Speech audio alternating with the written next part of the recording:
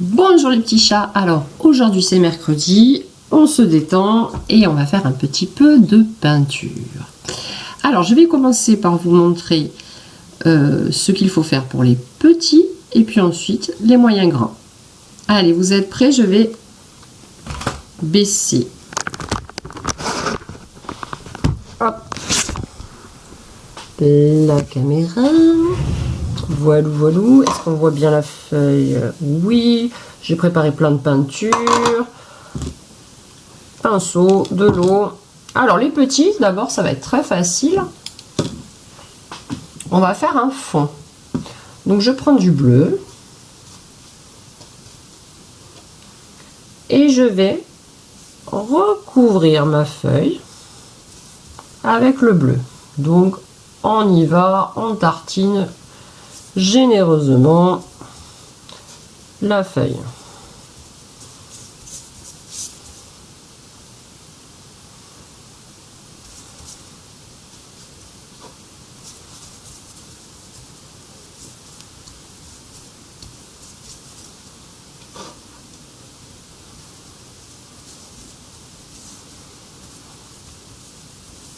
Alors, on n'est pas obligé d'aller jusqu'au bord de la feuille. Comme ça évite d'en mettre sur la table. Et ça créera un espèce de petit cadre.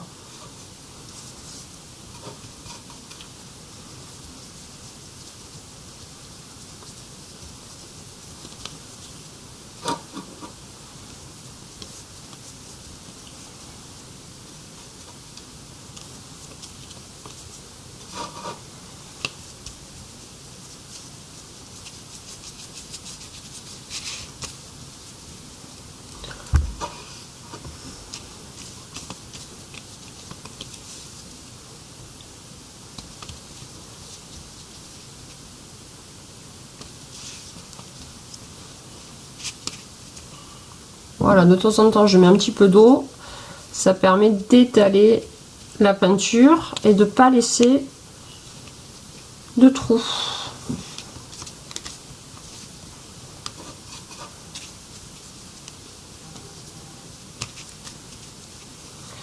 Voilà, notre fond est prêt. Il n'y a plus qu'à laisser sécher.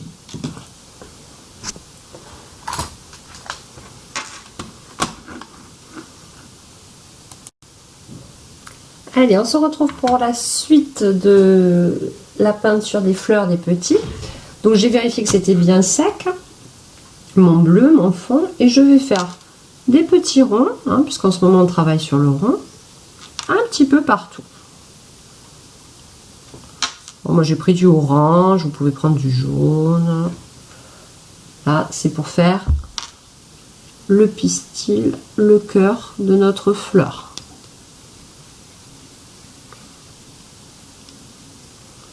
Donc,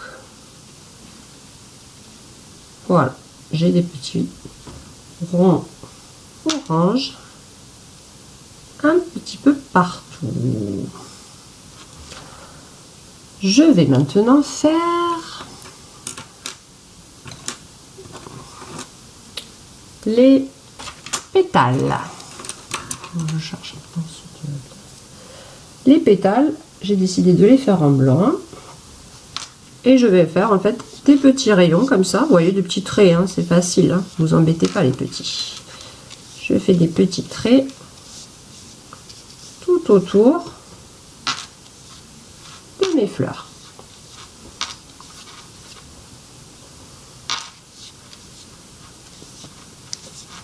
Pas besoin que ça touche. C'est plus rigolo et ça évite de mélanger les couleurs.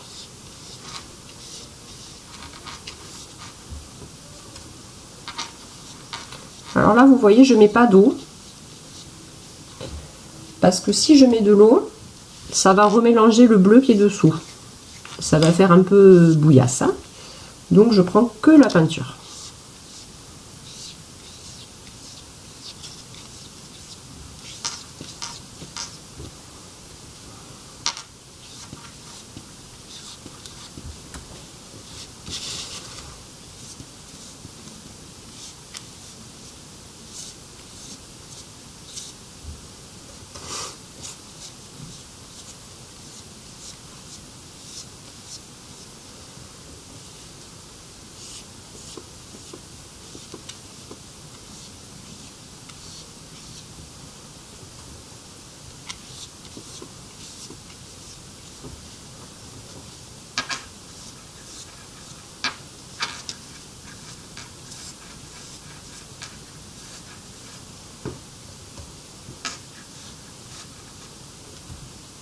Et voilà.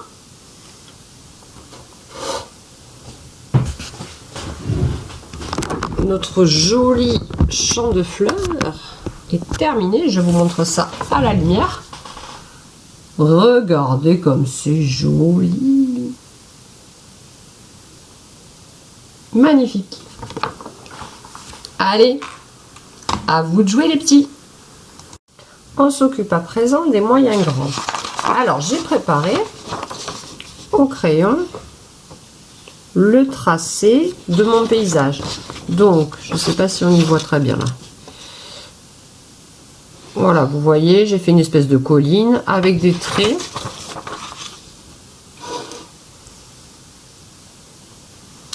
Qui remontent jusqu'en haut de ma colline, comme ça.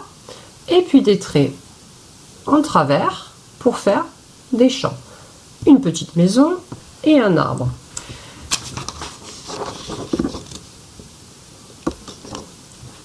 Je relève parce que je crois qu'il n'y a pas assez de lumière. Voilà, donc c'est au crayon, c'est pour ça que ça se voit pas bien. Maintenant, je vais peindre mes différents espaces. Alors, je prends par exemple un espèce de turquoise. Ça, vous faites avec les couleurs que vous avez à la maison. Et je peins mon premier champ.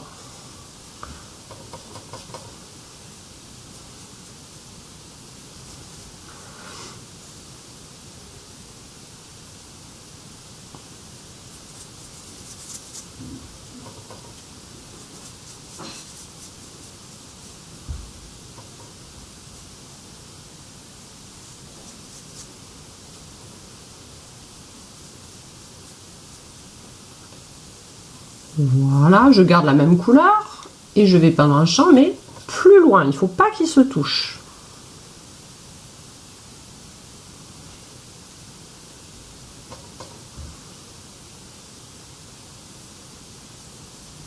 Alors, c'est un exercice qui est super intéressant parce qu'il apprend à maîtriser son geste, à rester bien dans un espace défini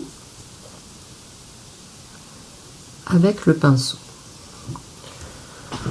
Je change de couleur. Alors, moi, je change de pinceau. C'est pour aller plus vite, mais vous pouvez bien nettoyer votre pinceau à chaque fois. Ça marche aussi.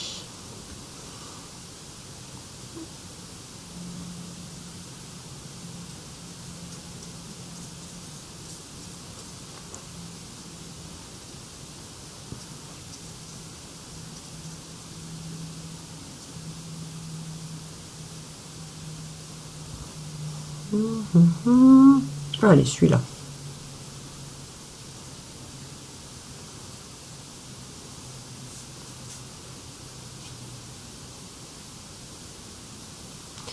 Donc là, je ne vais pas tout faire devant vous, sinon la vidéo elle va durer 2 heures. Je vais vous montrer ce que ça donne quand on a fait toutes nos zones.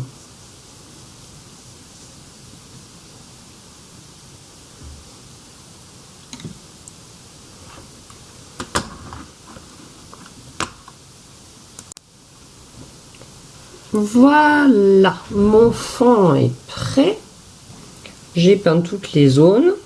J'ai fait un petit arbre, une petite maison. Bon, ça, vous faites comme vous avez envie.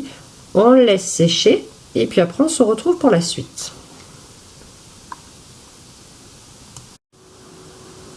Alors les grands, quand c'est bien sec, notre paysage est sec, j'en ai fini avec la peinture, je n'utilise plus de peinture. Je vais prendre un feutre noir avec un bout plutôt gros, c'est mieux si vous avez, et je vais repasser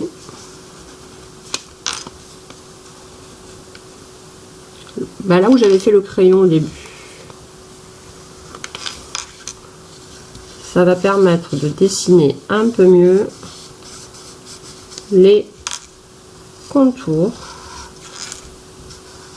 de mon paysage. Donc je repasse.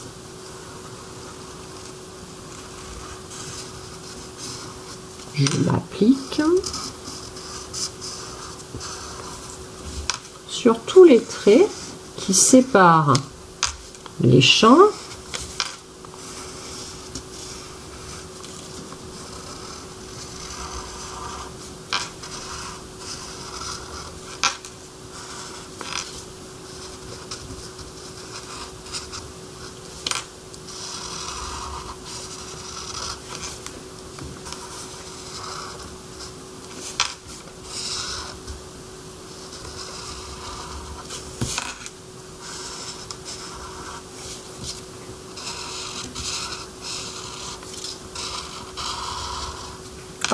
là, voilà, je repasse aussi ma petite maison.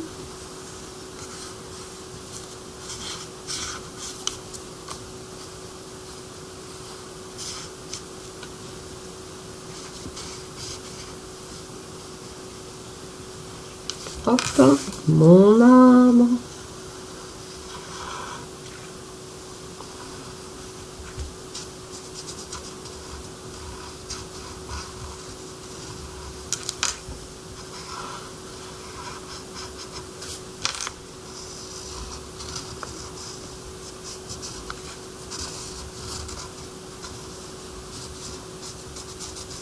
Voilà, j'ai des contours bien nets.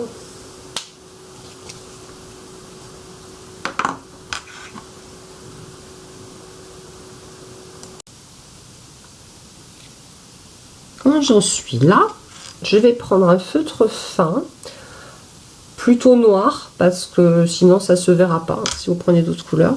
Donc voilà, un feutre fin, noir, même un stylo bille, hein, ça peut le faire si vous n'avez pas de feutre fin. Et comme on avait fait, vous vous rappelez le graphisme, on avait choisi différents graphismes pour remplir notre camembert, et bien là je vais choisir un graphisme par zone de champ. Donc là par exemple ici, je fais des petits escargots. Moi j'aime ça les petits escargots.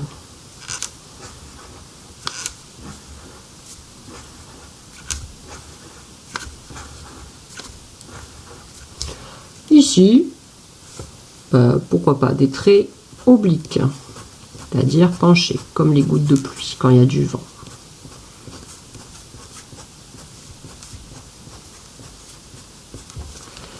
Ici, allez, des petits triangles.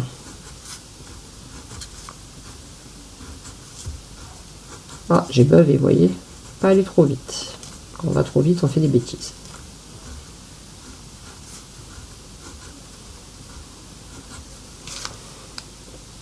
Allez, je fais une petite pause.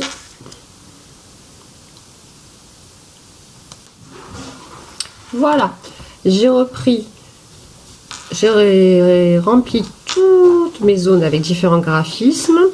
Alors, je vais essayer d'approcher pour que vous voyez bien. Alors là, moi j'ai choisi des vagues, ici des soleils, ici des boucles, ici des petites fleurs, là des petits cœurs, là des étoiles, là des carrés, là des montagnes, encore des petites vagues ici mais séparées, des triangles, des petits ronds, les escargots et les petites gouttes de pluie. Voilà, ce que j'ai choisi, vous pouvez choisir bien sûr autre chose. Dans mon arbre,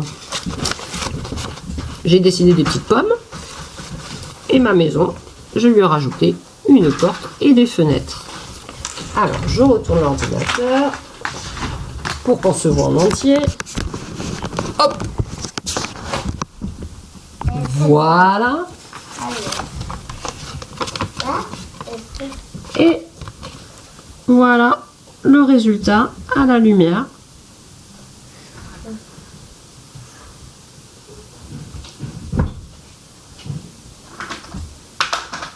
Allez, j'espère que ça vous plaira de faire ça. Et puis, on se retrouve demain. Bisous.